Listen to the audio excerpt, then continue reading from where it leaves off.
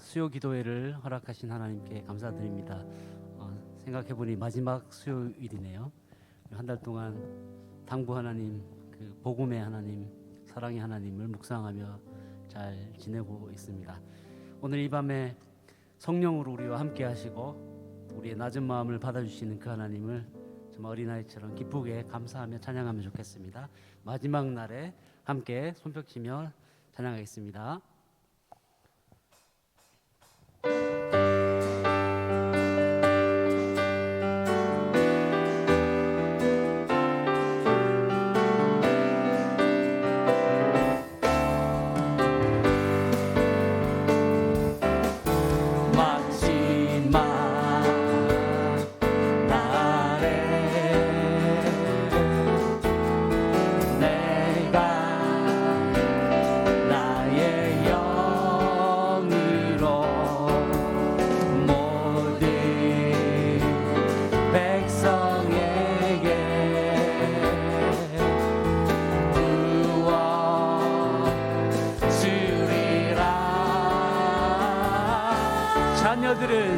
자녀들은 예언할 것이요 청년들은 환상을 보고 아비들은 꿈을 꾸리라 주의 영이 임하며 자녀들은 예언할 것이요 청년들은 환상을 보고 아비들은 꿈을 꾸리라 주의 영이 임하며 성령이여 성령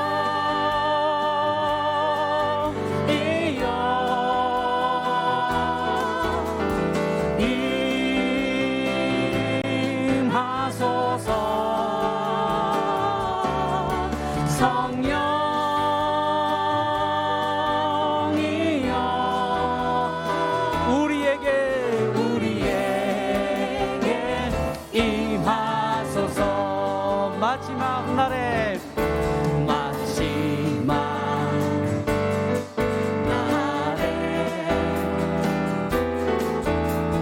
내가 나의 영으로 모든 백성에게 구원 주리라. 우리의 모든 자녀들은 예언할 것이요 청년들은 환상을 보고 아비들은 꿈을 꾸리라 주의 영이 임하며 자녀들은 예언할 것이요 청년들은 환상을 보고 아비들은 꿈을 꾸리라 주의 영이 우리 주의 성령이여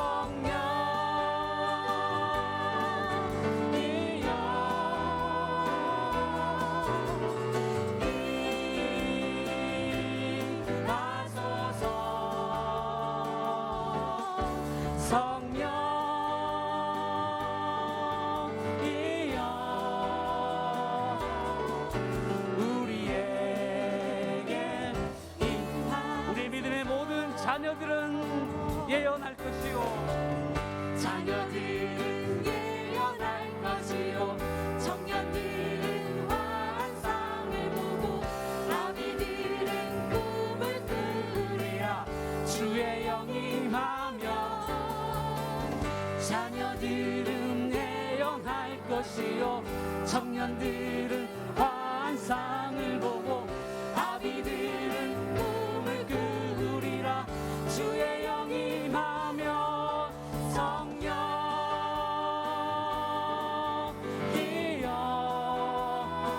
임하소서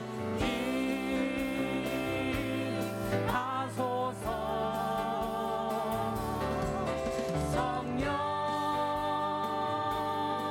성령이여 우리에게 임하소서.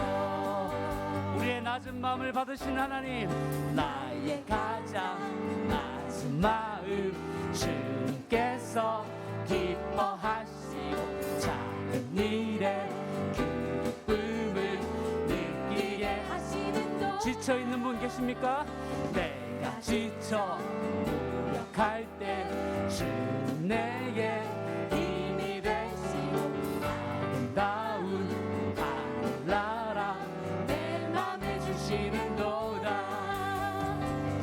우리에게 축복하신 하나님 사랑 아멘. 낮은 자를 높여주시고 아름다운 하늘나라 허락하시고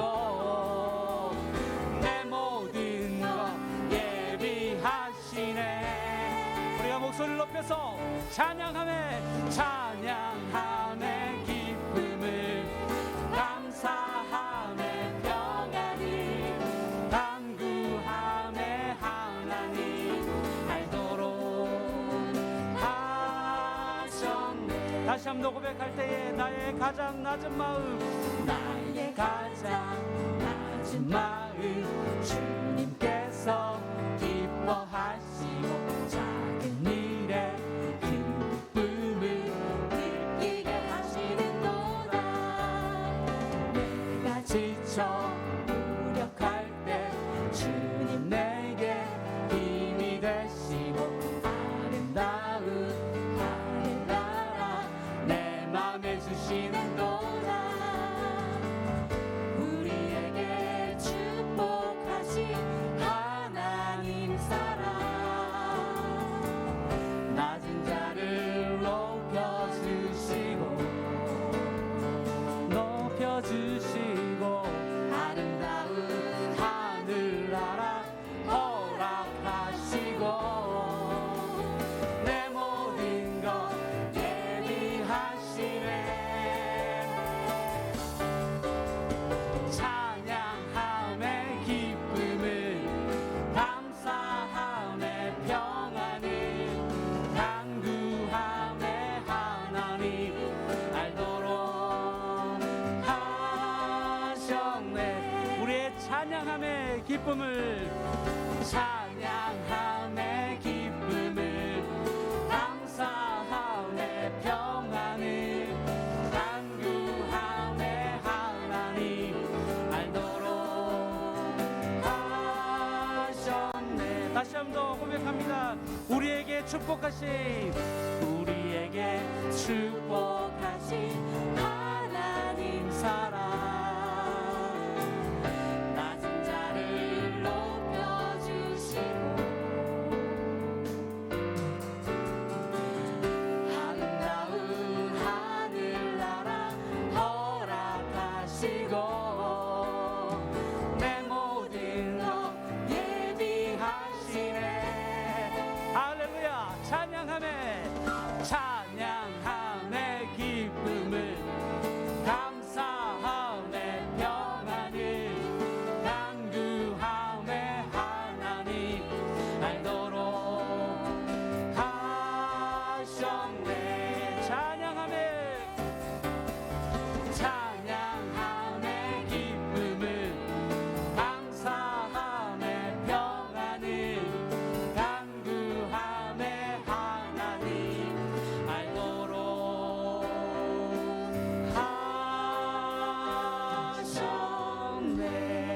하셨네. 할렐루야. 우리가 그 하나님을 찬양하고 우리가 그 예수님 안에 거하고 그 성령님의 능력으로 살아감을 믿습니다.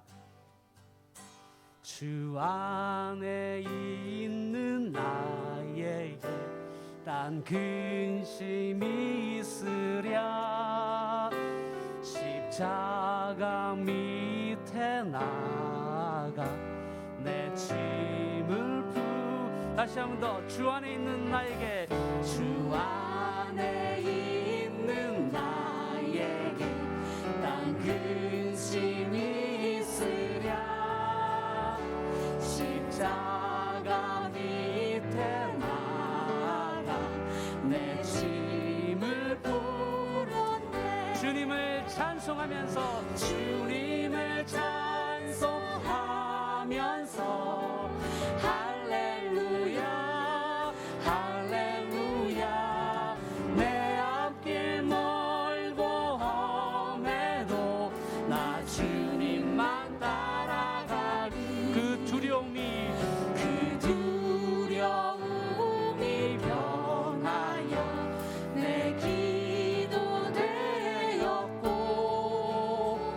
전날의 한숨 변하여 내 노래 되었네. 3절 내 주는 자비하셔서 함께 계시고 내 궁핍 하늘하시고 늘 채워주시네. 우리가 함께 주님을 찬송하면서 할렐루야 할렐루야. 내 앞길 멀고 험해도 나 주님만 따라가리. 우리 주님과 맺은 내 주와 맺은 언약이 영불변하시니 그 나라 가기까지는 늘 보호하시네. 주님을 찬송하면서 할렐루야 할렐루야. 내 앞길 멀고 험해도 나 주님만 따라. 우리 2절 한번 납니다. 2절 그 두려움이 변하여 내 기도 되었고 전날의 한숨 변하여 내 노래 되었네. 주님을 찬송하면서 할렐루야 할렐루야. 내 앞길 멀고 험해도 나 주님만 따라가. 주님을 찬송하면서 할렐루야 할렐루야. 내 앞길 멀고 험해도 나 주님만 따라가리. 목사님 나오시기까지 함께 기도하겠습니다. 오늘 말씀 가운데 하나님의 사랑의 말씀이 선포되고 또 그 말씀의 힘을 따라 이 한 주간도 승리하며 살아가도록 성령님 인도하여 주옵소서. 말씀하여 주시옵소서. 주의 종이 듣겠나이다. 이 시간 우리 김영하 목사님을 또 축복하고 또 대면으로 비대면으로 함께 말씀 앞에 나가는 우리 서울 영동교회 모든 성도들에게 하나님의 성령의 은혜를, 낮은 자를 높여주시는 하나님의 은혜를 내려주시옵소서. 성령님 역사해 주시고 말씀하여 주시옵소서. 우리 함께 합심해서 기도하시겠습니다. 할렐루야. 주님을 찬양합니다. 우리가 주 안에 있음을 고백하며 주 안에서 우리가 기뻐하며 주 안에서 주의 말씀 안에 승리하며 살아가기를 간절히 소망합니다. 하나님의 부르심의 그 말씀 앞에 우리가 순종하며 나가게 도와주시고 대면으로 비대면으로 이 자리에 함께하는 우리 서울 영동교회 성도들에게 주의 성령의 은혜로 채워주시옵소서. 주의 사랑의 은혜가 넘쳐나는 귀한 시간 되도록 인도하여 주시옵소서.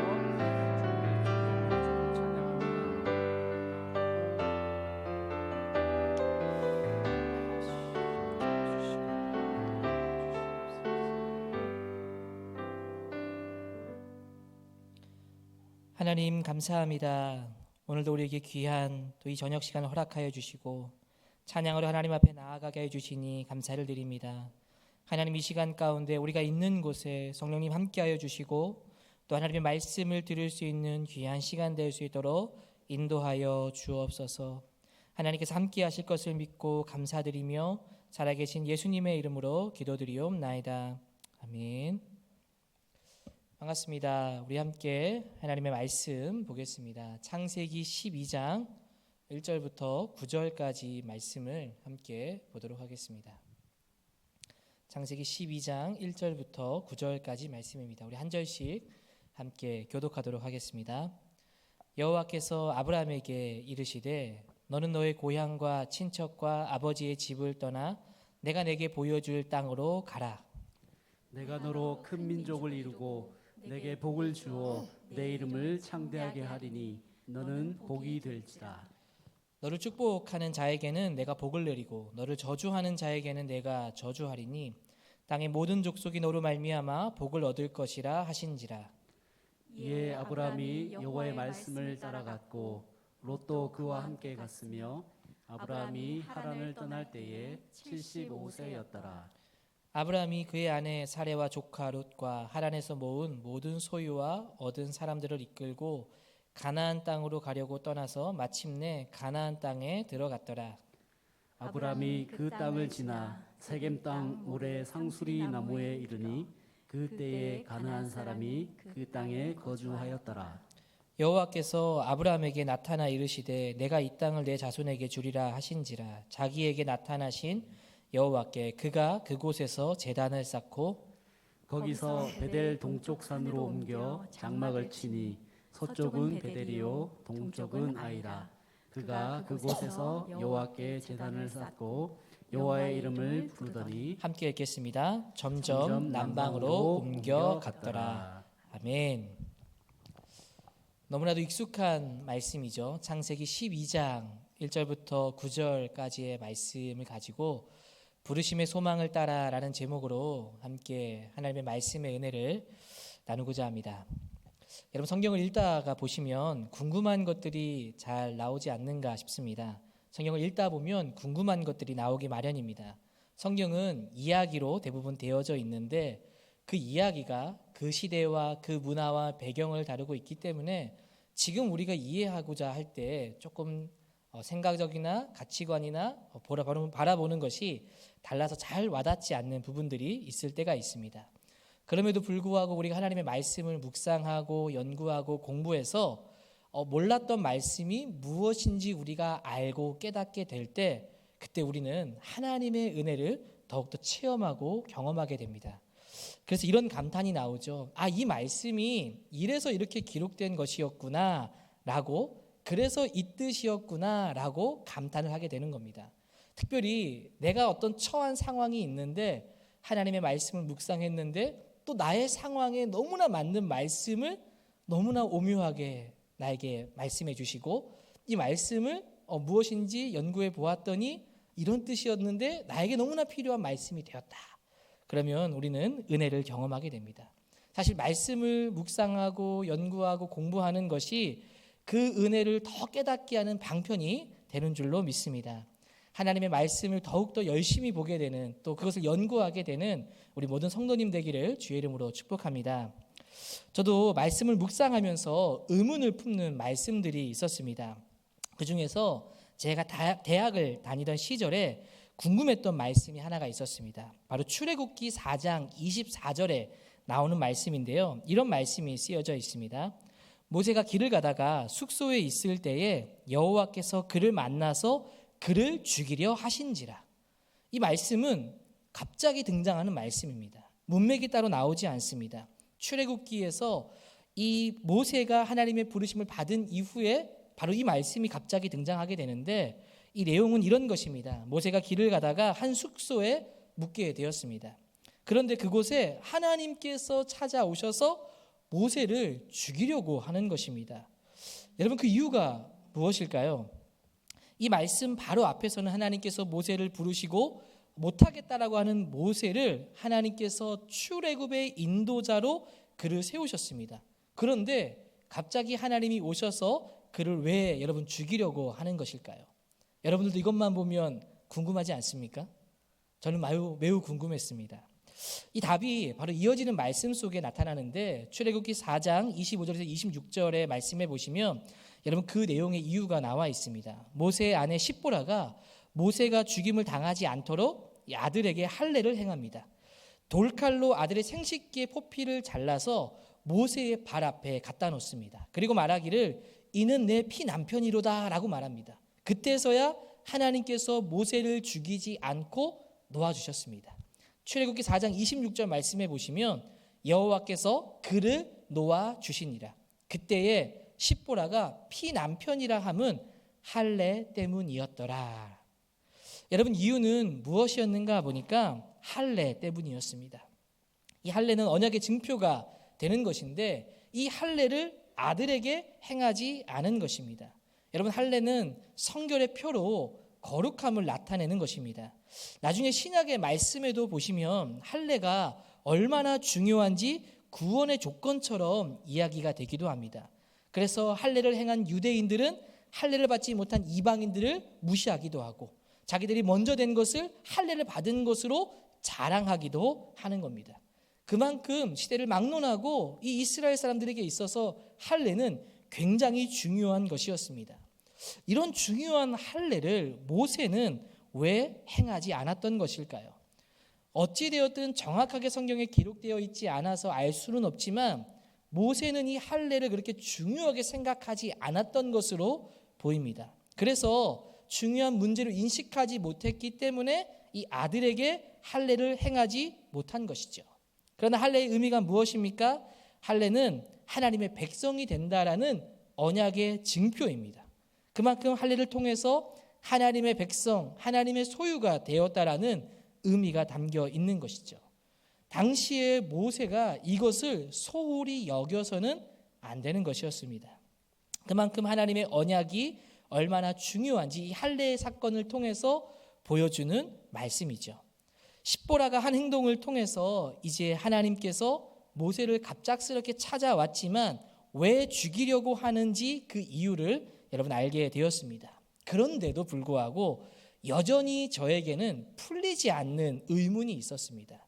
그것은 하나님께서 아무리 그래도 그렇지 어떻게 모세를 죽이려고 했을까? 이것입니다. 앞서서 살펴본 것처럼 이 사건 바로 이전 출애굽기 말씀에는 3장과 이어지는 4장의 말씀에는 하나님이 모세를 부르는 장면입니다. 떨기나무에서 모세를 부르는 말씀이 나옵니다. 그 모세는 못하겠다라고 말하지만 하나님께서 할 수 있도록 강권적으로 그를 부르시고 하나님의 일을 맡겨주십니다. 그 일을 행할 수 있도록 지팡이도 주시고 아론도 붙여주시고 무엇보다도 하나님께서는 이 일들을 위해서 이미 오래전부터 여러분 준비하고 계셨습니다. 우리가 잘 알고 있는 대로 여러분 모세는 죽을 뻔했습니다. 바로가 여러분 처음 태어났을 그 아이들의 남자 아이들은 다 죽이라고 명령했습니다. 그런데 그때 이 모세는 갈대 상자에 담겨서 나일강에 띄어지고 공주의 눈에 띄어서 살게 되고 왕궁에서 여러분 지내게 되지 않습니까? 여러분 이런 과정이 모세가 운이 좋아서 너무나 운이 좋아서 그 공주의 눈에 띄고 살게 된 것입니까? 그것이 아니라 하나님의 섭리로 하나님의 계획으로 이루어진 일입니다. 모세는 바로 이 오래전부터 하나님께서 이렇게 준비시키시고 하나님의 사람으로 때가 되매 그를 살리시고 광야로 보내시고 때가 되어 그를 부르신 것입니다. 이렇게 겨우 준비되어서 이제 하나님의 일을 위해서 애굽으로 가려고 하는데 할례 때문에 할례로 인해서 이 모세를 죽이려고 한다는 자체가 도무지 이해가 되지 않는 겁니다. 물론 결과적으로 모세는 죽지 않았습니다. 그러면 하나님께서 이 말씀을 통해서 이 사건을 통해서 할례의 중요성만을 보여주기 위해서 모세에게 겁만 주시려고 오신 것일까요? 실제로 죽이지 않고 겁만 주려고 온 것은 아닙니다. 하나님은 실제로 모세를 죽이러 오셨습니다. 만약 십보라가 아니었다면 모세는 죽었을 것입니다. 그래서 여러분 이런 상상을 한번 해봅니다. 만약 모세가 죽었다면 어떻게 되었을까요? 모세가 죽었다고 한다면 모세가 그동안에 행해왔던 모든 일들이 다 숲으로 돌아가는 것일까요? 여러분 모세가 행한 일 중에 정말 놀랍고도 성경 속에서 중요한 사건이 있죠. 바로 출애굽 사건입니다. 이 모세가 죽었다고 한다면 이때 이 사건에 죽었다고 한다면 출애굽 사건은 없어지는 것일까요? 또 모세가 기록한 모세오경은 너무나도 유대인들에게 중요한 말씀입니다. 만약 모세가 죽었다라고 한다면 모세가 기록한 모세오경 말씀도 없어지는 것일까요? 하나님께서 계획하신 모든 일들이 모세가 죽음을 통해서 모든 것이 다 여러분 실패가 되었을까요? 그렇지 않습니다. 여러분 이것을 기억할 필요가 있습니다. 하나님의 계획에는 완전하며 실패가 없다라는 겁니다. 하나님은 후회가 없으시고 완전하신 분이십니다. 여러분 예수님의 모습을 보아도 그렇지 않습니까? 여러분 예수님이라면 인성과 신성을 동시에 다 가지신 분이 예수님이십니다. 그런 예수님께서 어떤 선택을 할 때 여러분 완전한 선택을 하셔야 되지 않겠습니까? 그런데 예수님이 선택한 12제자 중에 누구도 있었습니까? 가룟 유다도 있었습니다. 가룟 유다가 배반할 것을 예수님은 아셨을 것입니다. 그럼에도 불구하고 가룟 유다를 선택했고 제자로 삼아서 제자로 받아들였습니다. 근데 어떤 결과가 나타나게 됐습니까? 가룟 유다가 예수님을 팔아넘기게 되는 것이죠. 여러분 그 일들이 일어났다라고 해서 예수님께서 하나님께서 계획하신 일들이 실패된 것일까요? 실패되지 않았고 오히려 하나님께서 계획하신 그 모든 일들이 완전하게 이루어졌다라는 겁니다. 여러분 하나님의 계획에는 실패가 없습니다. 우리가 볼 때 우리의 눈으로 보면 하나님의 일들이 무너져가는 것 같이 보이지만 사실은 하나님께서는 여전히 일하고 계시며 지금도 하나님의 일들을 이루어 가고 계시다라는 겁니다. 그래서 우리에게 하나님의 말씀을 볼 때 중요한 전제가 있습니다. 무엇입니까? 인간의 눈에 실패처럼 보이는 때에도 하나님의 계획은 완전하며 하나님의 계획은 실패 없이 이루어져 간다라는 것입니다. 그래서 설령 모세가 죽었다고 하더라도 출애굽과 구원의 역사는 실패하지 않습니다. 반드시 이루어져 갈 것입니다. 대신에 하나님은 사람을 통해서 일하시기 때문에 모세를 아마 대신할 사람을 찾는 것에는 시간이 걸릴지 모르겠습니다. 그러나 실패 없이 또 다른 사람을 세우셔서 하나님의 계획은 이루어지게 될 것입니다. 여러분 여기에 중요한 메시지가 있습니다. 바로 무엇입니까? 하나님의 나라는 모세가 아니어도 이루어질 수 있다는 겁니다. 우리에게 말하면 내가 아니어도 우리가 아니어도 하나님의 나라는 완전하게 이루어져 간다라는 겁니다. 더 쉽게 말하면 우리 교회가 하나님을 위해 살지 않아도 하나님의 뜻에 순종하며 하나님의 뜻을 부름받은 사람들, 하나님의 나라를 사모하는 그런 사람들을 통해서도 어떻게 해서든지 하나님의 역사는 여러분 이루어져 간다라는 겁니다. 그래서 모세가 위대한 것이 아닙니다. 누가 위대한 것입니까? 그런 연약한 모세도 들어서 쓰시는 하나님이 위대한 것입니다. 실력이 중요한 것이 아니라 하나님이 쓰는 사람이냐, 하나님이 찾는 사람이냐, 여러분 이것이 중요한 것입니다. 여러분 하나님이 찾는 사람이 되어야 하는 것입니다. 그런 사람이 어떤 사람이겠습니까? 내 할 일을 열심히 하고 내 일에서 높은 자리에 올라가고 높은 지위에 올라가는 사람이 쓰임 받는 것입니까? 그런 것이 아니죠. 우리가 복음 캠페인을 하면서도 많은 것을 배우고 느끼고 있지 않습니까? 하나님 아버지의 마음을 아는 사람을 쓰는 것 아니겠습니까? 여러분 아버지의 마음이 어디에 가 있었습니까? 집을 나간 둘째에게 있었죠. 그 둘째가 돌아오기를 아버지는 기다리고 바라보고 계셨습니다. 그러면 진짜 참된 형이라면, 진짜 참된 형이라고 한다면 어떤 마음을 가져야 하는 것입니까? 아버지의 마음을 아는 형이 되어야겠죠. 그런데 그 형은 어떻게 했습니까? 밭일을 열심히 했습니다. 주어진 자신의 일에 사회적으로 할 일들을 열심히 행했다라는 겁니다. 근데 그건 아버지의 마음이 아니었죠. 하나님은 그런 사람을 통해서 쓰는 것이 아니라 아버지의 마음을 아는 사람, 영혼을 품고 아버지의 뜻을 알고 그 일을 행하는 사람을 통해서 여러분 하나님의 나라를 이루어져 간다라는 겁니다. 바로 이런 마음을 품는 사람을 통해서 하나님 나라가 이루어져 가는 겁니다. 바로 하나님은 실력이 뛰어난 사람이 아니라 하나님이 찾는 사람, 바로 아버지의 마음을 품는 사람을 통해서 일하신다는 겁니다. 저는 여기 계신 우리 모든 성도님들이 이런 아버지의 마음을 품게 되기를 주의 이름으로 축복합니다. 오늘 말씀도 하나님이 부르시는 사람이 나옵니다. 바로 누구입니까? 아브라함입니다. 우리는 아브라함을 위대한 믿음의 조상으로 여깁니다. 그런데 아브라함을 가만히 세세하게 들여다보면 처음부터 그는 믿음의 사람은 아니었습니다. 그는 원래 어떤 사람이었습니까? 그 당시에 여러분 족장, 아버지를 따라서 신들이 많은 고대 시대 때는 다양한 신들이 존재하고 있었습니다. 이 아브라함도 그 아버지를 따라서 달을 숭배하는 가문에 살았습니다. 그런데 하나님께서 이 아브라함을 택하여 주시고 불러주시고 하나님의 땅으로 가라고 말씀을 주신 것입니다. 이 스데반에게 주신 말씀을 스데반이 말하는 것을 통해서 보면 거기에서 이 창세기 12장 이전부터 하나님께서 처음 불렀던 말씀을 우리는 짐작해서 볼 수 있습니다. 하나님께서 그 아브라함에게 말씀을 주셨고 그 아브라함은 족장인 아버지가 가야만 그 길을 떠날 수 있었기 때문에 아버지에게 하나님이 부르신 그 일들을 말했을 것입니다. 아버지 데라와 아브라함의 대화는 말씀 속에 등장하지 않습니다. 그런데 상상을 해보면 아브라함이 그의 아버지에게 말했을 때 그 아버지는 그 이야기를 예사로 듣지 않고 이동을 결정했습니다. 그리고 그들은 이동을 시작했고 우르를 떠나서 하란이라는 지역까지 오게 되었습니다. 거기에서 그들이 멈추어 서게 되어지죠. 그 가나안 땅까지 가지 못하고 하란이라는 지역에 멈추어 서게 됩니다. 그리고 그곳에 정착하게 됩니다. 그렇게 세월이 흘러서 창세기 11장 마지막에 가서 아브라함의 아버지 데라가 죽게 되어집니다. 아마도 아브라함은 그곳에서 머물며 살려고 했을지 모릅니다. 그런데 그런 그에게 하나님께서 다시 그를 부르는 것입니다. 창세기 12장 1절 우리가 보는 그 말씀에 하나님께서 다시 아브라함을 불러서 하란에 있을 것이 아니라 다시 약속의 땅 가나안으로 가야 된다는 말씀을 주고 있는 것입니다. 내가 내게 처음에 이야기한 그 약속의 땅으로 가라.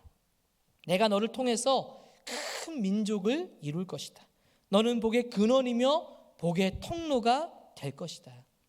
정착하려고 하는 아브라함을 하나님께서 다시 깨우시고 그 길을 나서게 하고 있는 것입니다. 여러분, 이 여행의 과정, 약속의 땅에 가는 과정에 아브라함의 열심으로 간 것이 아니라 누구의 열심으로 간 것입니까? 하나님의 열심으로 강권적인 부르심을 따라서 여러분 가게 되는 것입니다. 여러분, 이런 과정 속에서 아브라함은 순종밖에 한 것이 없습니다. 그를 재촉하시고 가도록 확신을 주시는 분은 하나님이라는 것입니다. 여러분, 이런 과정을 볼 때 아브라함이 대단한 것이 아니라 그를 부르시고 그를 이끌어서 인도하시는 하나님이 위대한 것입니다. 가나안에 돌아와서 살아가는 과정도 한번 보십시오. 오자마자 가나안에 여러분 기근이 오게 되었습니다. 그러나 그는 가나안을 떠나서 이제 애굽으로 가게 되어지죠. 애굽에서 자신의 목숨을 지키기 위해서 거짓말도 행하는 것을 볼 수 있습니다. 여러분, 이렇게 아브라함은 부족한 모습을 많이 드러내고 있습니다. 도착하자마자 애굽으로 떠나고 애굽에서 거짓말로 위기를 모면하고, 그런데 그런 과정 속에서 그런 어려움에 거짓말 때문에 어려움을 경험하는 것을 하나님께서 그를 지켜주시죠. 그리고 다시 가나안 땅으로 인도하는 분도 누구십니까? 하나님이시라는 겁니다. 그래서 아브라함은 한없이 부족하지만 그 여정에 하나님께서 함께 하심으로 그가 믿음의 걸음을 걸은 것입니다. 여러분, 이런 과정 속에서 무엇이 보이십니까? 아브라함이 대단해 보입니까? 아니면 그를 인도하고 계시는 하나님이 여러분 대단해 보입니까? 아브라함이 대단한 것이 아니라 그런 자를 특별하게 만들어서 인도하시는 하나님이 위대한 것입니다. 우리는 열심히 삶을 살고 성공하고 사회적으로 높은 지위에 올라가야만 사실 큰일을 한다라고 생각합니다. 그런데 우리가 말씀을 통해서 가만히 들여다보면 이 모든 말씀의 주인공은 하나님이십니다. 하나님이 인도하시고 필요한 것들을 채워주시고 강권적으로 하나님의 열심으로 하나님께서 인도해 내게 된다는 겁니다. 그러면 여러분, 우리가 무엇을 준비해야만 하겠습니까? 열심히 사회적인 성공적인 지위를 높게 쌓는 것이 필요한 것일까요? 아니면 하나님의 뜻이 무엇인지를 묻고 그 말씀에 순종하는 것이 필요할까요? 하나님의 뜻에 맞게 순종하는 것이 필요한 것입니다. 왜 그렇습니까? 하나님은 우리의 실력과 어떤 사회적인 지위를 보는 것이 아니라 우리의 믿음을 보시기 때문입니다. 외모를 보지 않고 우리 마음의 중심을 보시는 분이 하나님이시기 때문입니다. 여러분, 우리는 여기서 또 깨닫게 되어집니다. 아브라함이 위대한 것이 아니라 그와 함께 하시며 그를 사용하시는 하나님이 위대한 것입니다. 바로 하나님께 쓰임 받는 자가 여러분 위대한 것인 것을 기억하게 되기를 바랍니다. 여러분, 우리의 마음에 이런 말씀을 들으면 하나님께서 나를 통해 일하시면 좋겠다라는 마음을 품게 되기를 소망합니다. 하나님이 어떻게 하면 나를 통해서 일하실까? 내가 어떻게 하는 것이 아니라 내가 어떻게 하면 하나님의 뜻을 깨달을 수 있을까? 여러분, 그런 열망을 가지기를 정말 원하십니까? 그런 열망을 가지게 되기를 주의 이름으로 축복합니다. 여러분, 우리나라에 큰 선교 집회가 있습니다. 요즘은 코로나로 인해서 모이기 어렵지만 이 선교 단체들이 모여서 하는 집회, 선교 한국이라는 집회가 있습니다. 모든 선교 단체가 모여서 한 5일 동안 보통 이렇게 수련회 집회를 가졌던 것으로 기억합니다. 여러분, 집회를 가시면 아시겠지만 어떻습니까? 그 자리에 가는 것만으로도 은혜가 되죠. 뜨거운 찬양과 그 뜨거운 열정적인 말씀, 그리고 진짜 실제로 선교에 헌신하고 계신 선교사님들이 말씀을 증거하는 그런 곳에는 은혜가 넘칠 수밖에 없죠. 그런 은혜를 받는 말씀과 도전을 주고 마지막에 이제 찬양하고 기도할 때 그때 항상 이런 시간들을 가지죠. 자, 오늘부터 선교사로 나가기를 헌신하시는 분들은 자리에서 일어나시기를 바랍니다. 그럼 막 사람들이 일어나서 제가 나가겠습니다 헌신하고 막 이런 일들이 일어납니다. 실제로 그런 헌신 때문에 선교를 나가신 분들이 있다라고도 들었습니다. 그리고 많은 분들이 그렇게 그때 헌신해서 나가게 되었다, 그런 얘기들을 듣게 됩니다. 그런데 이것을 부정적으로 보는 분들도 있습니다. 저렇게 감정을 자극하고 즉흥적인 결심으로 선교를 헌신하고 결단하는 것이 바른 것인가? 양면의 여러분 시각이 존재하는 것입니다. 그래서 그 당시에 이제 이 선교 한국이나 이런 집회를 가면 모여서 우스갯소리로 이런 이야기들을 주고받았습니다. 어떤 이야기를 주고받는가 하면, 야, 우리는 절대로 일어서지 말자. 헌신하자고 하면 절대 일어서지 말고 서로를 붙잡아주고 함께 의자에 우리가 앉아있자. 잘못 일어나면 나갈 수도 있어. 막 이러면서 그런 이야기를 했던 것이 있습니다. 그때 한 선교사님이 오셔서 했던 설교가 기억나는 것이 있습니다. 바로 이런 이야기를 해주셨습니다. 사랑하는 여러분, 마지막에 헌신할 때 여러분 절대로 일어서지 마십시오. 절대로 일어나서 헌신하지 마십시오. 일어나서 헌신할 것 같은 마음이 들면 다리를 묶어서라도 절대로 일어나지 마십시오. 그렇게 말하면서 혹시나 내가 일어나서 선교 나가는 것 아니야 하면서 초조해하지 마십시오. 하나님은 아무나 내보내시고 아무나 쓰시는 분이 아닙니다. 그리고 이렇게 도전적인 질문을 하셨습니다. 제가 이 이야기에 굉장히 도전을 받았는데요. 여러분은 하나님께서 나를 부르지 않으면 어떡하지? 이런 생각을 해본 적은 없습니까? 왜 다른 사람들은 다 부르는데 나만 부르지 않으면 어떡하지? 왜 나를 불러서 나갈까 봐 불안해하는 사람만 있는 겁니까? 하나님이 나를 부르지 않으면 어떡하지? 나를 사용하지 않으면 어떡하지? 하면서 불안해하는 사람은 왜 없는 겁니까? 이런 이야기를 하는 겁니다. 저는 그 내용이 참으로 도전이 되었습니다. 우리는 사실 하나님이 부르실까 봐, 하나님의 부르심을 받을까 봐 여러분 불안해하는 마음이 혹시 있진 않습니까? 아마 이런 마음이 들지 모르겠습니다. 하나님이 부르시면 내가 해야 되고 내가 이루고 싶은 목적이 있는데 하나님께서 그 일들을 못하게 하는 것은 아닐까? 내가 이곳에서 하고 싶은 일이 있는데 나를 저 오지에 보내는 것은 아닐까? 우리 고등부 제가 섬기고 있는데 고등부에도 하나님의 부르심을 위해서 여러분 기도합시다 라고 할 때 이런 불안한 마음이 들 것 같습니다. 나는 지금 내가 이루고 싶은 목표와 어떤 대학과 어떤 많은 것들을 이루고 싶은 것들이 있는데 하나님 나를 부르시면 마치 내 시간을 빼앗기고 내가 하고 싶은 꿈을 마치 접어야 될 것 같고 하나님을 위해서 뭔가를 계속 헌신하면서 살아야 할 것 같은 마음이 드는 불안감. 내가 하고 싶은 대로 살고 싶은데 오히려 하나님이 나를 귀찮게 하는 것은 아닌가? 성공하고 싶은데 그렇게 못하도록 막으면 어떡하지? 라는 불안감. 그러나 반대로 하나님 나를 불러주시지 않으면 어떡하지? 라는 마음을 가지지 못하는 것은 아닌지.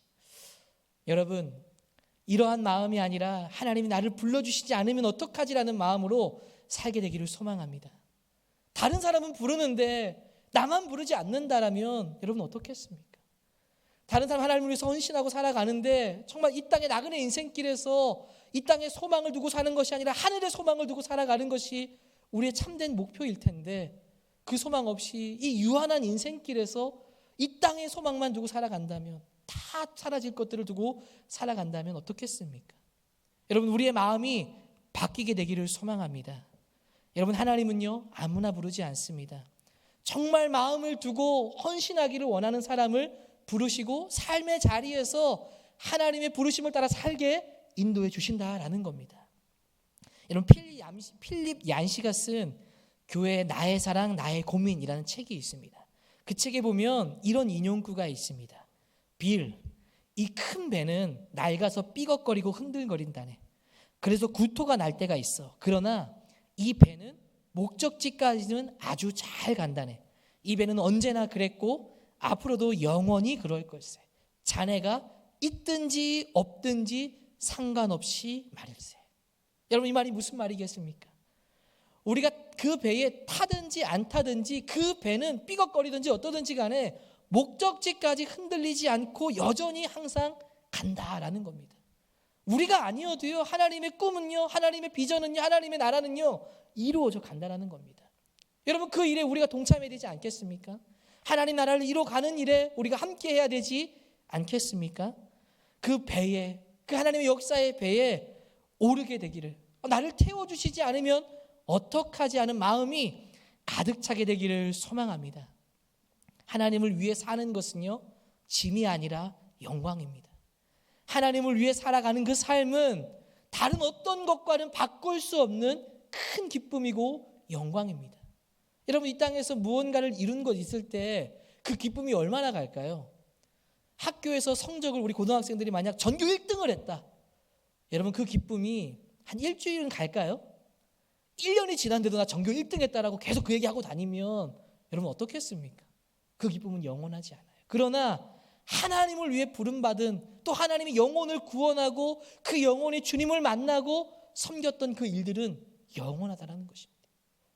하나님의 부르심을 따라 살아가는 것은 짐이 아니라 영광임을 기억하게 되기를 바랍니다. 그리고 나를 불러주시기를 바라는 마음으로 우리의 삶의 자리에서 하나님의 부르심을 따라 살아가게 되기를 축복합니다. 여러분, 다른 것이 아니라 꼭 하나님을 위해 선교 나가고 그게 헌신은, 그게 부르심은 아니지 않습니까? 우리가 있는 삶의 자리에서 하나님의 말씀을 따라서 이 뜻대로 부름받은 대로 그 땅의 삶을 살아나가고, 또 교회에서 또 구역에서 우리의 은혜를 나누고, 또 하나님을 배우는 일에 함께 배우기를 힘쓰고, 또 삶의 자리에서 최선을 다하면서 하나님의 살아가는 삶의 모습이 무엇인지를 보여주는 것, 이게 부르심을 따라 살아가는 삶의 모습이 아니겠습니까? 그러한 부르심을 따라서 살아가는 우리 모든 성도님 되기를 주의 이름으로 축복합니다. 우리 같이 한번 말씀을 기억하면서 함께 찬양을 하나 부르고 함께 기도하는 시간을 가지면 좋겠습니다. 우리 보좌 앞에 모였네, 이 비전이라는 찬양을 함께 하나님 앞에 올려드리고 함께 말씀을 기억하면서 기도하는 시간을 가지면 좋겠습니다. 우리 가사 하나하나를 묵상하면서 함께 찬양하며 나아갑시다. 우리 보좌 앞에, 우리 보좌 앞에 모였네. 함께 주를 찬양하며 하나님의 사랑, 하나님의 사랑 그 아들 주셨네. 그의 피로 우린 구원받았네.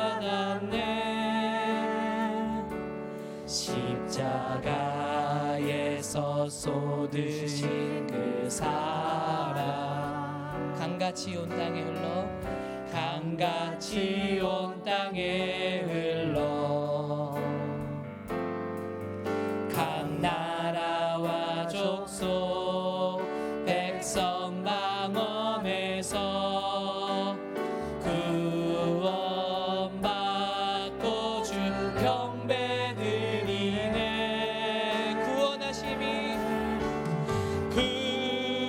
구원하심이 보좌에 앉으신 우리 하나님과 어린 양께 인도다. 구원하심이 보좌에 앉으신 우리 하나님과 어린 양께. 우리 한 번 더 찬양합시다. 우리 보좌 앞에 모였네. 우리 보좌 보좌 앞에 모였네. 함께 주를 찬양하며 하나님의 사랑 그 아들 주셨네. 그의 피로 우린 구원받았네. 십자가에서 쏟으신 그 사랑 강같이 온 땅에 흘러 각 나라와 족속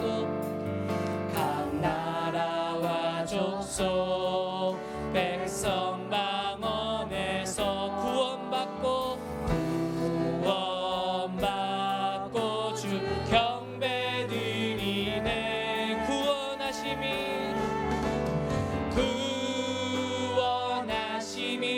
보좌에 앉으신 우리 하나님과 어린 양께 있도다.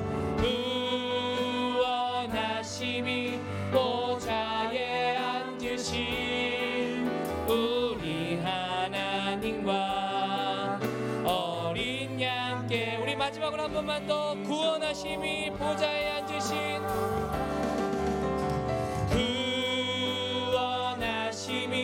보좌에 앉으신 우리 하나님과 어린 양께 있도다.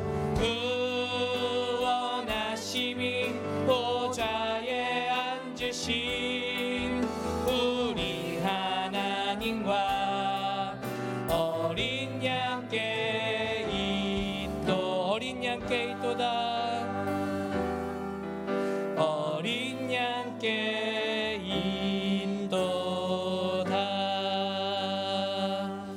우리 같이 한번 말씀을 기억하면서 하나님 앞에 간절히 기도하면 좋겠습니다.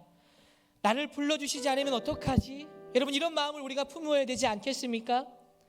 하나님, 나를 부를까봐 두려워하는 것이 아니라, 하나님의 일을 할까봐 두려워하는 것이 아니라, 내 시간을 뺏길까봐 두려워하는 것이 아니라, 내가 희생하고 헌신하는 것이 두려워서 하나님을 피하는 것이 아니라, 하나님 나를 불러주시기를 간절히 바라는 마음으로 주를 찾게 해달라고 여러분 기도합시다.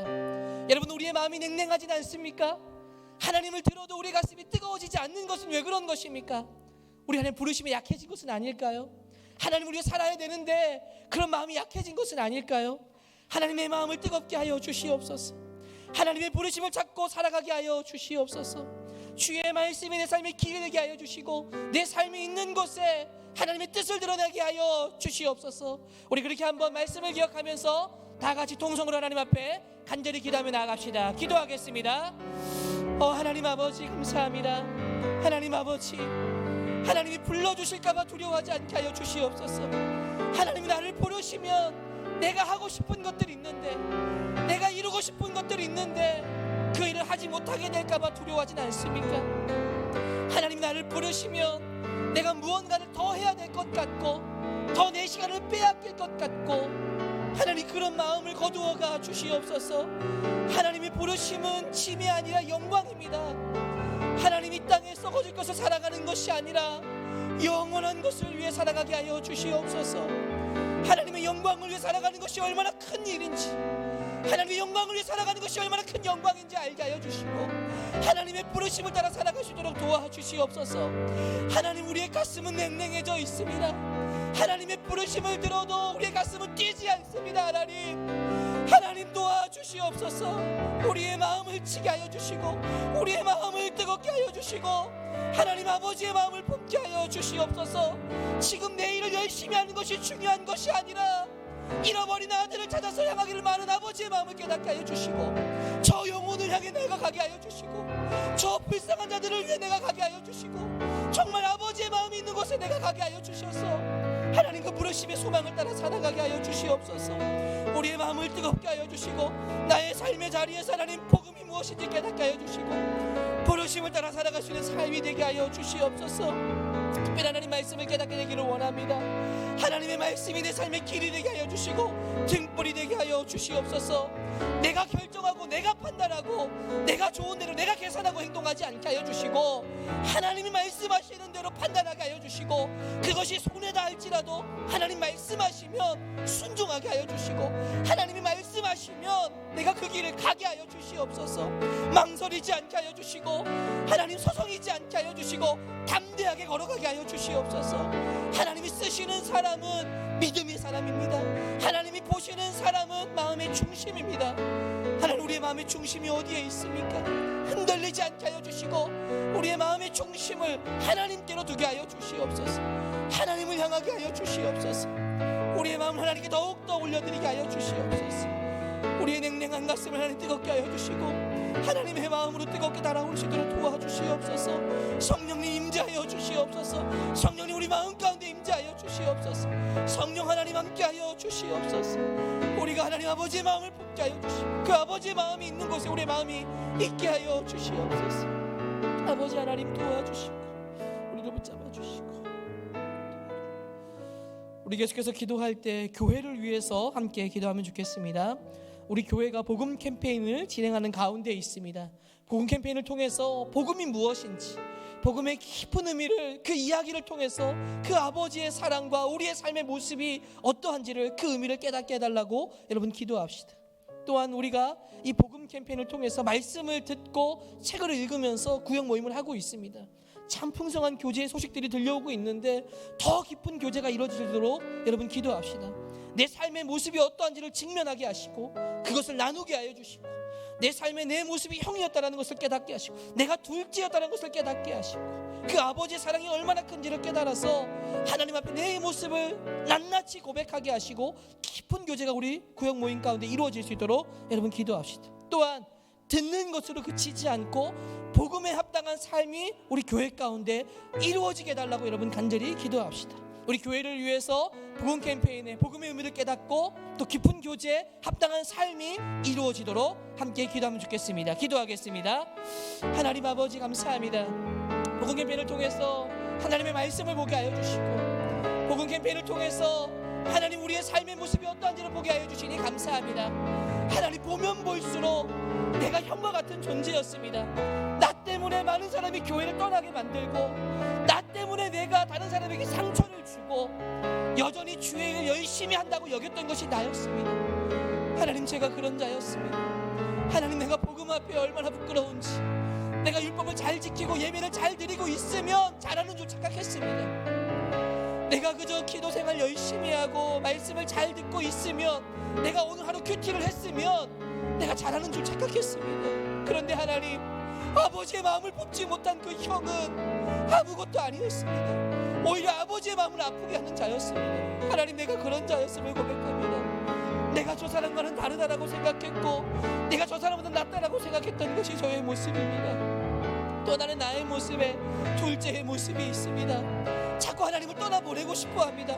내 마음대로 살고 싶어합니다. 정말 하나님 없이 나도 좀 욕심도 부리고 나도 많은 것을 좀 가지고 싶고 좀 욕심도 가지고 하나님이 정말 없으면 좋겠다라고 살아가는 것이 나의 모습입니다. 그러나 종교적인 모습 때문에 가식과 위선으로 내가 살아갔습니다. 그렇게 아는 척하려고 그렇게 살아갔습니다. 하나님 복음이 무엇인지 그 이야기를 통해서 낱낱이 우리의 모습을 보게 하여 주시니 감사합니다. 하나님 나의 모습을 회개하게 하여 주시고 이런 나를 품어주시는 그 아버지의 품을 내가 보게 하여 주시고 내가 참된 형이 되게 하여 주시옵소서. 하나님 특별히 하나님 이러한 고백이 우리의 구역 모임 가운데 이루어지게 하여 주셔서 나의 죄를 낱낱이 고백하게 하여 주셔서 더 깊은 교제 더 깊은 하나님 풍성한 교제가 이루어질 수 있도록 하나님 아버지 도와주시옵소서. 하나님 고백하고 자백할 때 하나님께서 우리를 정결하게 하여 주시는 줄로 믿습니다. 공동체의 나의 마음을 고백할 때 하나님께서 그곳 가운데 성령님 임재하여 주셔서 우리를 더욱더 회복시켜 주시고 하나 되게 하여 주시는 줄로 믿습니다. 풍성한 나눔이 이루어지게 하여 주시옵소서. 그동안 보지 못했던 나의 모습을 나눔을 통해서 더 깊은 교제 더 깊은 하나님 정말 그동안 그동안에 몰랐던 그 하나님을 더 알아갈 수 있도록 주님 도와주시옵소서. 특별히 하나님 원하건대 듣는 것으로 그치지 않게 하여 주옵소서. 우리는 너무나 듣는 것에 익숙합니다. 그러나 삶은 너무나 멀리 있습니다. 하나님, 순종하지 않는다면 이 말씀이 무슨 의미가 있겠습니까? 이 깨달음이 무슨 의미가 있겠습니까? 하나님, 순종하게 하여 주시옵소서. 합당한 삶을 살게 하여 주시옵소서. 복음에 합당한 삶을 살게 하여 주셔서 하나님의 은혜와 하나님의 영광을 드러낼 수 있는 우리의 교회가 하나님 되어질 수 있도록 하나님 아버지 도와주시옵소서. 우리 교회를 붙잡아 주시고 우리 교회가 더 하나님과 가까워지고 더 복음에 깊이 있는 은혜가 나누어질 수 있도록 하나님 아버지 도와주시옵소서. 아버지 하나님 함께하여 주시옵소서. 우리의 영혼을 긍휼히 여겨 주시옵소서. 우리의 마음을 하나님 긍휼히 여겨 주시옵소서. 우리의 모습을 직면하게 하여 주시고 거부하지 않게 하여 주시고 내가 그런 죄인임을 고백하게 하여 주시고 하나님의 그 십자가를 붙들고 그 앞에 엎드린 우리의 모습이 되어질 수 있도록 도와주시옵소서. 내 죄를 자백하게 하여 주시고 내 죄를 통회하게 하여 주시고 주님 앞에 나아갈 수 있는 하나님 귀한 시간들이 되어질 수 있도록 하나님 아버지 도와주시옵소서. 아버지, 우리 계속해서 기도할 때 나라와 세계를 위해서 여러분 기도했으면 좋겠습니다. 특별히 나라를 위해서 기도할 때 인도를 위해서 여러분 기도해 주시기를 부탁드립니다. 하루에 수십만 명의 확진자가 나오고 있습니다. 코로나에 확진되었지만 병원에 들어갈 수 없어서 그 앞에서 죽는 일들까지 이루어지고 있다고 합니다. 그 공포감은 정말 이루 말할 수 없을 만큼 패닉 상태에 빠져 있다고 합니다. 하나님, 그곳을 긍휼히 여겨 주시옵소서. 그 나라 가운데 빨리 코로나의 확진이 줄어들게 하시고 곳곳에서 도움의 손길들이 이루어져서 안정되어질 수 있도록 은혜를 베풀어 달라고 여러분 기도합시다. 우리 나라를 위해서도 여러분 기도합시다. 코로나 확진자가 줄어들며 방역이 잘 이루어져서 속히 일상적인 생활이 돌아올 수 있게 하여 주시옵소서. 특별히 나라를 위해서 기도할 때 또 대통령과 정치 지도자들 너무나 중요합니다. 겸손한 마음으로 나라를 잘 섬길 수 있도록 인도하여 주시옵소서라고 우리 그렇게 한번 나라와 세계를 위해서 함께 기도하며 나아갔으면 좋겠습니다. 기도하겠습니다. 하나님 아버지, 하나님 인도를 위해서 기도합니다. 세계에서 두 번째로 많은 인구를 자랑하는 그 나라, 하나님 의료적인 시설들이 너무나 열악하고 이 코로나 확진이 너무나 급속도로 일어나서 하루에 수십만 명이 감염되고 확진되는 상황 가운데 있습니다. 병원에는 가지 못하고 그 앞에서 하나님 죽는 일들까지 일어나고 있는데 하나님, 그 공포감이라는 것이 이루 말할 수 없을 것입니다. 너무나 두렵고 떨리고 어려움 가운데 있습니다. 하나님 도와주시옵소서. 하나님, 그들을 긍휼히 여겨 주시옵소서. 그 어려움 속에서 빨리 도움의 손길들이 이루어지게 하여 주시고 하나님, 그 나라의 코로나의 확진이 줄어들게 하여 주시고 속히 하나님 그 모든 일이 정상화될 수 있도록 하나님 은혜를 베풀어 주옵소서. 아직도 두려움에 떨고 있는 자들 하나님 위로하여 주시고 하나님께서 긍휼을 베풀어 주시기를 원합니다. 그들을 불쌍히 여겨 주시옵소서. 그들을 불쌍히 여겨 주시옵소서. 그들에게 은혜를 베풀어 주옵소서. 하나님의 은혜가 임하게 하여 주시옵소서. 그들 가운데 하나님의 도움의 손길들이 이루어질 수 있도록 하나님 아버지 함께하여 주옵소서. 하나님, 우리나라를 위해서도 기도합니다. 코로나로 인하여서 참 많은 사람들이 어려움을 겪고 있습니다. 장사하는 것부터 시작해서 하나님 여러 가지 많은 분야에서 직장을 잃고 사업터를 잃고 할 일을 잃고 하나님 거리에 나가는 일들까지 일어나고 있습니다. 정상적인 생활을 하지 못해서 함께 모이는 일들도 줄어들고 하나님 새로운 문화들이 일어나면서 소통과 단절이 일어나고 있습니다. 하나님 긍휼히 여겨주셔서 속히 코로나가 확산되지 않게 하여 주시고 하나님 줄어들게 하여 주시며 방역이 이루어질 수 있도록 도와주시고 일상적인 생활이 올 수 있도록 하나님 아버지 함께하여 주옵소서. 왜냐 하나님, 이런 어려운 시기일수록 지도자들이 너무나 중요합니다. 지도자들에게 지혜와 명철을 더하여 주시옵소서. 하나님, 우리가 기도하는 것을 통해서 하나님 지도자들에게 지혜를 더하여 주셔서 나라를 잘 다스리게 하여 주시고 백성을 잘 섬기게 하여 주시고 자신의 이득을 위해 하나님 정치하지 않게 하여 주시며 더욱더 국익과 또 헌신과 노력하는 모습이 일어날 수 있도록 주님 도와주시옵소서. 특별히 대통령에게 하나님 은혜를 베풀어 주셔서 은혜를 더하여 주시고 올바른 결정과 올바른 선택을 행하면서 하나님 이루어져 갈 수 있도록 하나님께서 도와주시옵소서. 하나님 나라와 세계를 하나님 기억하여 주시고 우리 믿음의 사람들의 기도를 통해서 하나님의 역사와 하나님의 은혜와 하나님의 긍휼이 드러나는 은혜가 하나님 온전히 나타날 수 있도록 주여 아버지 도와주시옵소서. 아버지 함께하여 주옵소서. 이 시간에는 우리 나와 가정을 위해서 함께 기도하면 좋겠습니다. 특별히 가정을 위해서 기도할 때 하나님의 말씀으로 풍성한 교제가 일어날 수 있도록 여러분, 가정이 잘 되어야 합니다. 가정이 잘 돼야 교회가 되고 또 교회가 잘 되어야 또 세상이 사회가 밝아질 수 있습니다. 가정에서 하나님의 말씀의 교제가 풍성하게 일어나게 하여 주옵소서. 특별히 자신을 위해서 기도할 때는 이제 온라인 예배를 통해서 어디서든지 예배를 드릴 수 있게 되었습니다. 어느 곳에 있든지 내가 참된 예배자가 될 수 있도록 여러분 기도합시다. 또한 우리가 말씀에 반응하고 참된 그리스도인의 모습으로 살아가는 삶의 모습이 되게 하여 주옵소서. 우리 그렇게 나와 가정을 위해서 함께 기도하면 좋겠습니다. 기도하겠습니다. 하나님 아버지, 가정을 위해서 기도합니다. 하나님, 가정이 너무나 중요합니다. 하나님, 교회가 아무리 잘 되어도 가정이 무너져 있으면 아무런 덕도 세울 수 없고 아무런 일도 행할 수 없습니다. 하나님, 우리 가정이 먼저 세워지게 하여 주시옵소서. 예수님을 통해서 하나님의 은혜가 드러나는 가정이 되게 하여 주시고 우리의 가정이 서로 하나님 격려하고 세워지게 하여 주시고 사랑의 말과 권면의 말과 위로의 말이 넘치는 귀한 가정이 되게 하여 주시옵소서. 하나님, 부부 사이의 모든 관계가 하나님의 은혜 가운데 하나 되게 하여 주시고 자녀와도 하나님 단절되지 않게 하여 주시고 소통이 이루어지게 하여 주시옵소서. 무엇보다 하나님의 말씀의 은혜와 소통이 이루어짐을 통해서 가정이 그리스도를 통해 하나 되어질 수 있도록 하나님 아버지 인도하여 주옵소서. 특별히 우리 자신들을 위해서 하나님 앞에 기도합니다. 하나님, 온라인 예배를 통해서 이제 언제 어디서나 우리가 예배를 드릴 수 있게 되었습니다. 하나님, 우리가 드리는 삶의 자리에서 우리가 있는 곳이 하나님 교회가 되게 하여 주시고 예배 처소가 되게 하여 주옵소서. 이전과는 다른 위기이지만 기회가 되게 하여 주셔서 크신 하나님의 은혜를 경험하게 하여 주시고 더 깊이 있게 하나님 만날 수 있는 시간들이 되어질 수 있도록 하나님 아버지 함께하여 주옵소서. 특별히 하나님, 우리가 말씀에 반응하게 되기를 소망합니다. 말씀을 듣게 하여 주시고 말씀에 반응하게 하여 주시고 참된 그리스도의 모습으로 합당한 삶을 우리가 살아갈 수 있도록 하나님 도와주시옵소서. 하나님, 그러한 삶의 모습이 우리의 삶 속에서 하나하나 이루어져 갈 수 있도록 하나님 아버지 도와주시고 잡아주시옵소서. 주여 아버지,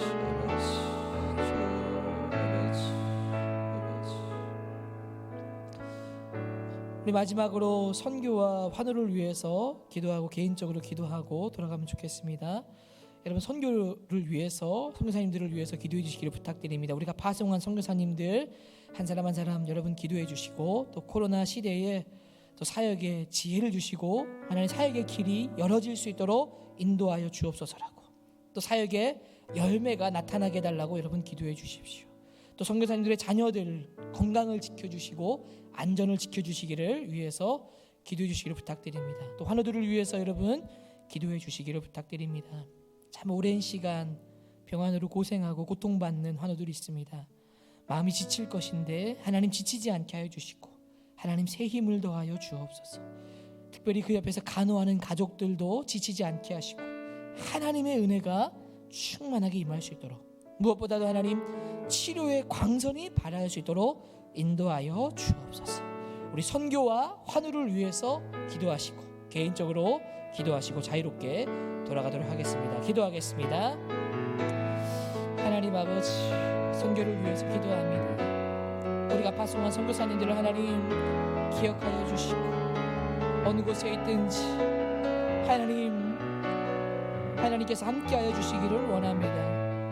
하나님, 코로나 시대에 사역의 길이 닫히고 어려움 가운데 있습니다.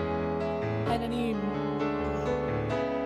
길을 열어주시옵소서. 사역의 길을 열어주시옵소서. 사역의 지혜를 더하여 주시옵소서. 사람을 붙여주시옵소서. 사람을 붙여주시고 통역자를 붙여주시고 이 어려운 시대에 또 하나님의 일들을 행할 수 있도록 인도하여 주옵소서. 또한 사역에 열매가 있기를 원합니다. 하나님 열매 맺게 하여 주시고 위기가 기회가 되게 하여 주옵소서. 자녀들의 건강과 안전도 지켜주시기를 소망합니다. 자녀들의 건강을 지켜주시고 안전을 지켜주시옵소서. 하나님 환우들을 위해서 기도합니다. 참 오랜 시간 병환으로 있는 환우들을 기억하여 주시고 지쳐있지 않게 하여 주시고 또 지친 자들에게는 새 힘을 더하여 주시고 은혜를 베풀어 주옵소서. 특별히 하나님 또 옆에서 간호하는 가족들에게도 힘을 더하여 주시고 함께해 주시기를 원합니다. 하나님 은혜를 더하여 주시옵소서. 특별히 하나님 아픈 환우들에게 치료의 광선을 말아서 낫는 기적의 역사가 일어나게 하여 주시고 속히 회복되는 역사가 일어나게 하여 주시옵소서. 이제 개인적인 기도 제목 가지고 하나님 앞에 기도합니다. 하나님 우리의 기도를 들으시고 응답하여 주시옵소서. 하나님의 은혜를 사모하게 하여 주시고 내 삶을 놓고 간절히 기도할 수 있는 귀한 시간들이 되게 하여 주시옵소서. 아버지